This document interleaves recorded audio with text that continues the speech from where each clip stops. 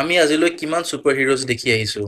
Spider-Man হওক, Batman হওক, Superman হওক, আৰু যদি ইণ্ডিয়াক ধৰি লয় শক্তিমান হওক, ক্ৰিছ হওক, এটচেট্ৰা এটচেট্ৰা। কিন্তু এই ছুপাৰ হিৰ' কনচেপ্টছবোৰ কাৰ পৰা আহিল? There is only one, that is our lord Hanuman. Hanumanji হয় পৃথিৱীৰ ফাৰ্ষ্ট ছুপাৰ হিৰ'। এতিয়া মই এইবিলাক কথা কোনটো কনটেক্সট লৈ কৈ আছো? চ' এই কথাখিনি মই কৈ আছো এখন মুভিৰ কাৰণে। দ্য মুভি ইজ জয় হানুমেন। হয়, হনুমান নহয়, হানুমেন। এতিয়া জানো আহকচোন কিয় মুভিখনৰ নাম এনেকে ৰাখিলে। তাৰে আগত কিছুমান ইম্পৰ্টেণ্ট কথা ডিছকাছ কৰি লওঁ। নাট্যকাৰ পৰিচালক হিমাংশু প্ৰসাদ দাসৰ চাকিৰা আহিব বকুল তলৰ বিহুলৈ গৰু বুলু ফিল্মে দৰ্শকৰ ব্যাপক সঁহাৰি লাভ কৰাৰ পাছত ১৮ অক্টোবৰত মুক্তি লাভ কৰিলে জয় হনুমেনে। হিমাংশু প্ৰসাদ দাসৰ পৰিচালনাত জয় হনুমেনে এনেকুৱাবোৰ পইণ্টছ মুভিখনত কনচিডাৰ কৰিছে যোনবোৰ বেছিভাগ জলিউডত গণ্য কৰা নহয়। মিষ্ট্ৰী, থ্ৰিলাৰ, একশ্যন কেটেগৰীত মুভিখনে এণ্ট্ৰি পাইছে। চ' জে হনুমেন মুভিখন ইউনিক আছিল নে নাই? Let's talk about it. মুভিখন মোৰ বহুত ভাল লাগিল, ৰিয়েলি কমেণ্ডেবল। কিয় ভাল লাগিল সেইটো এটা কথা। So' what is the movie about? So' মুভিখন ষ্টাৰ্ট হয় with the introduction of Joy, played by Siddharth Boro, and it is his first movie. যাৰ নাম পৰে হনুমান বিকজ সি প্লেবোৰত সি হনুমানৰ ৰোল কৰিছিল, সেইকাৰণে তাৰ নাম পৰে হনুমান। তাৰ লাইফটোত এটা টাৰ্ণ লয় যেতিয়া এটা ৰেপ কেছ হয় আৰু ৰেপ কেছটোৰ কাৰণে এটা এনকাউণ্টাৰ হয়, then his life changes completely. এতিয়া কি হৈছিল ঘটনাবোৰ সেইটো আপুনি মুভি চাব আৰু গম পাব, মই নকওঁ। জয়ে দেন হেল্প লয় তাৰ কলেজৰ senior J K, played by Joy Kashyap, আৰু এজনী লেডি জাৰ্ণালিষ্টৰ, played by Amrita Gogoi, regarding this cash.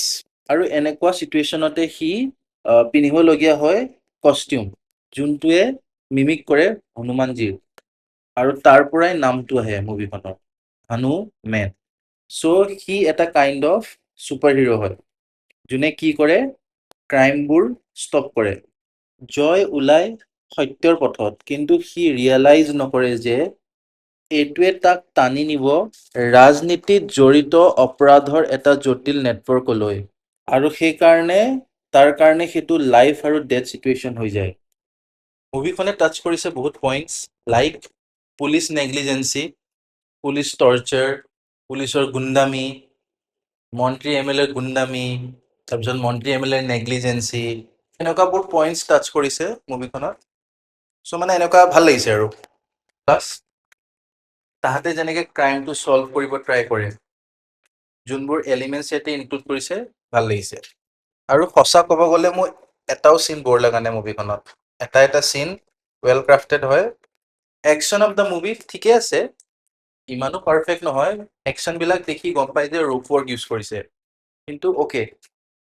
আচল কথাটো হ'ল ষ্টৰিটো, story is very good. Action ইয়াতে চাইডলাইন কৰি দিছোঁ মই। Actors acting, so' as a debut actor Siddharth Boro has done a good job.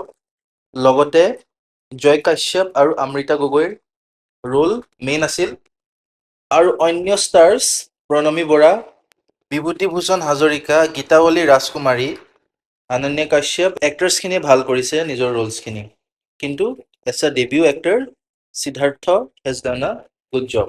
Music দিছে বেষ্ট হ'লে, and it deserves an absolute praise.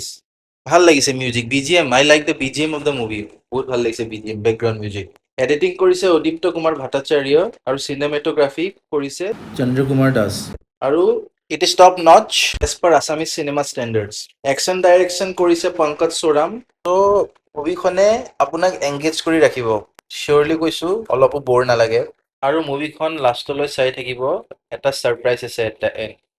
So' please go and watch this movie, Jai Hanuman. Thank you, this is your screen spectrum Assam.